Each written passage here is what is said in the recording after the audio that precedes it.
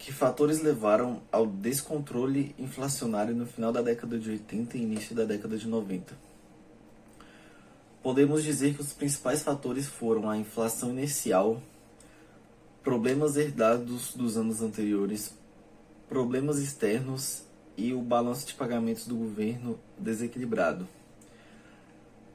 Para explicar isso, eu vou discorrer sobre os planos econômicos que houveram nesse período.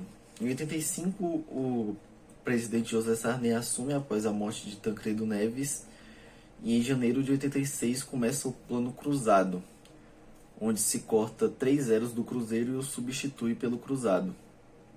E aí congelou os preços, congelou o salário com reajuste da inflação mais 8% e tentou-se controlar o câmbio. Porém, o governo falhou em controlar o câmbio, o preço do petróleo ficou mais caro, dos combustíveis, dos insumos agrícolas, e a produção ficou mais cara, de forma que não valia a pena mais vender as coisas pelo preço tabelado e houve desabastecimento. E quando os preços foram descongelados, a inflação voltou com tudo.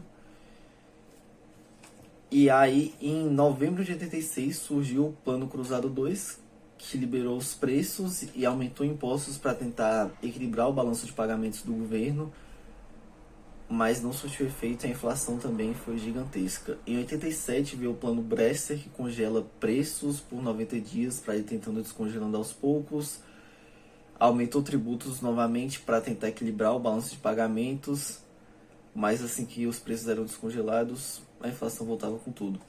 Em 89 veio o Plano Verão, que substituiu o Cruzeiro pelo Cruzado Novo, cortando 3 zeros novamente, aumentando os juros para diminuir a demanda, controlando mais os gastos públicos, congelando os preços, e ainda assim a situação saiu do controle. Depois veio o Fernando Collor de Mello, que tentou diminuir o Estado, porque o desequilíbrio do balanço de pagamento era considerado que também aumentava a inflação. Privatizou, cortou gastos, aí teve a medida desastrosa de congelar o dinheiro das pessoas na caderneta de poupança. Ele foi impeachmentado e não resolveu o problema da inflação. Vale lembrar que em 87 o Brasil declarou a moratória da dívida e ficou sem acesso aos capitais estrangeiros, o que dificultou mais ainda as coisas internamente.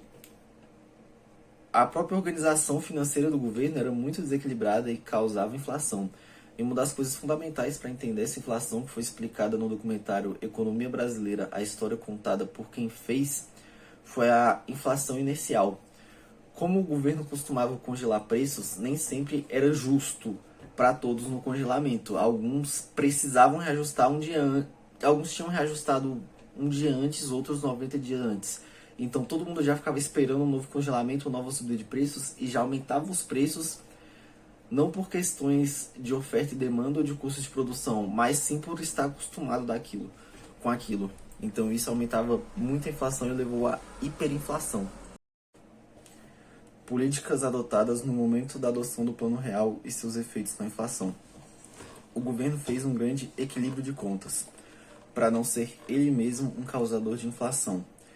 Privatizou empresas estatais, diminuiu custos, aumentou receitas e lançou a URV, Unidade Real de Valor, no qual ele indexava o preço das coisas, a cotação do dólar do dia anterior. Então, por mais que a moeda nacional mudasse, as pessoas tinham uma noção do valor daquilo. E depois de todo esse ajuste feito no país, só trocou a moeda em circulação, que era o Cruzado Novo, pelo real. E isso resolveu finalmente, depois de muitos anos, o problema da hiperinflação brasileira. E depois outras medidas foram adotadas para manter a inflação em níveis baixos.